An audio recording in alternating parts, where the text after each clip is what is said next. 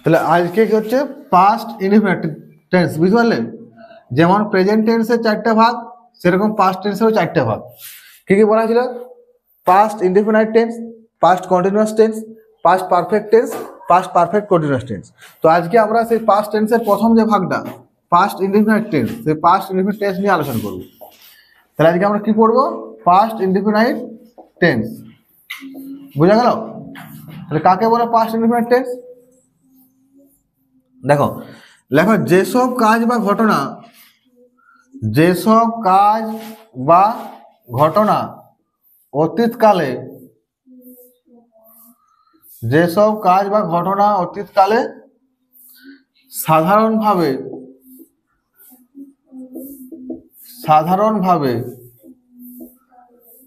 হয়েছিল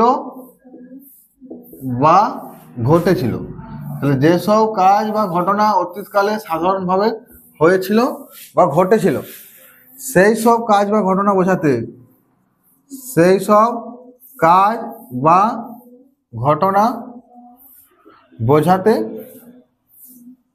কোন টেন্স ব্যবহার করব? Past indefinite tense. মানে যে কাজগুলো অতীতকালে ঘটে গেছে, তাই তো, বা হয়ে গেছে, সেই সব কাজ বা ঘটনা বোঝাতে পাস্ট ইনডিফিনিট টেন্স ব্যবহার হয় বা হয়।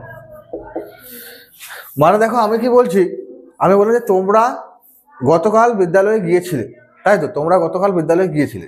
তাই যে তোমাদের বিদ্যালয়ে যাওয়ার কাজটা, এটা গতকাল হয়ে গেছে, অতীতে হয়ে গেছে, এটা হচ্ছে পাস্ট ইনডিফিনিট টেন্স। এটা সিনটেক্স মানে গঠন, সিনটেক্স বা স্ট্রাকচার। সিনটেক্সটা কি, গঠনটা কি? প্রথমে সাবজেক্ট বসবে, তারপর ভার্বের পাস্ট ফর্ম। ভার্বের 3টা ফর্ম হয় বলছিলাম, প্রেজেন্ট ফর্ম, পাস্ট ফর্ম আর পাস্ট পার্টিসিপেল ফর্ম। তো সেই ভার্বের পাস্ট ফর্মটা বসবে। তো সাবজেক্টের পরে কি বসবে? ভার্বের পাস্ট ফর্ম, সাবজেক্ট প্লাস ভার্বের পাস্ট ফর্ম প্লাস অবজেক্ট। বুঝতে পারলেন? কি বসবে? সাবজেক্ট প্রথমে সাবজেক্টটা বসবে, তারপর ভার্বের পাস্ট ফর্ম, তারপরে অবজেক্ট। তাহলে এইটা হচ্ছে পাস্ট ইনডিফিনিট টেন্সের সিনটেক্স বা গঠন বা স্ট্রাকচার। সবসময় প্রথমে শুরুতে কি থাকবে? সাবজেক্ট, তারপর কি থাকবে? ভার্বের পাস্ট ফর্ম, তারপর অবজেক্ট। দেখো এক্সাম্পলটা কি দিব? ধরো যেটা বললাম, আমরা বিদ্যালয়ে গিয়েছিলাম, উই পাস্ট ফর্ম হচ্ছে ওয়েন্ট টু স্কুল, আমরা বিদ্যালয়ে গিয়েছিলাম। বা ধরো বললাম তোমরা গান করেছিলে, কোনো একটা অনুষ্ঠানে তোমরা গান করছো, ইউ সিং এ সং। দেখো প্রত্যেকটা ভার্ব লক্ষ্য করবে, এই যে ভার্বের সেকেন্ড ফর্মটা বা ভার্বের পাস্ট ফর্মটা বসছে, ইউ স্যাং এ সং। বা ধরো বললাম তারা ফুটবল খেলেছিল, কোনো একটা টুর্নামেন্ট ছিল, তারা সেখানে ফুটবল খেলেছিল, দে প্লেড ফুটবল।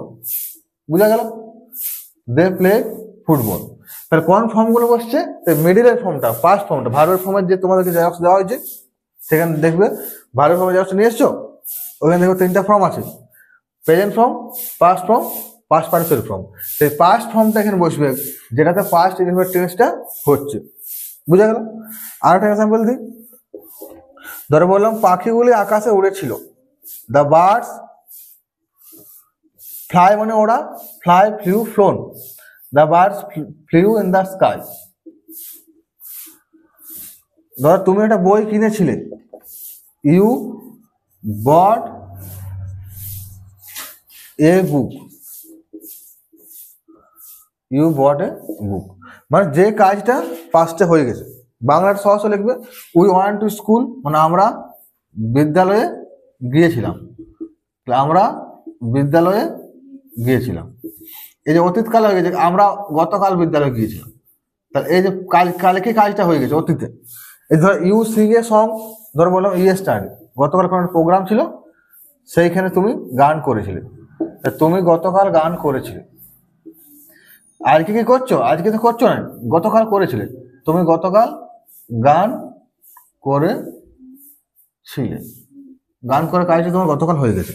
এই দে প্লেড ফুটবল, তারা গতকাল ফুটবল খেলেছিল, তো তারা ফুটবল খেলেছিল, এই কাজটা অতীতকালে হয়ে গেছে, দে প্লেড ফুটবল। এই the birds flew in the sky, পাখিরা আকাশে উড়েছিল, অতীতকালে কাজটা হয়ে গেছে, তাহলে পাখিরা আকাশে উড়ে ছিল। ইউ বট এ বুক, তুমি একটি বই কিনেছিলে। এগুলো সব অতীতকালে কাজটা ঘটে যাচ্ছে। তুমি একটি বই কিনেছিলে বা কিনিয়াছিলে, সাধু ভাষায় বললে কিনিয়াছিলে। আরেকটা এক্সাম্পল দিদি দেখো, তাহলে হচ্ছে উ হলো আই দিয়ে লিখি,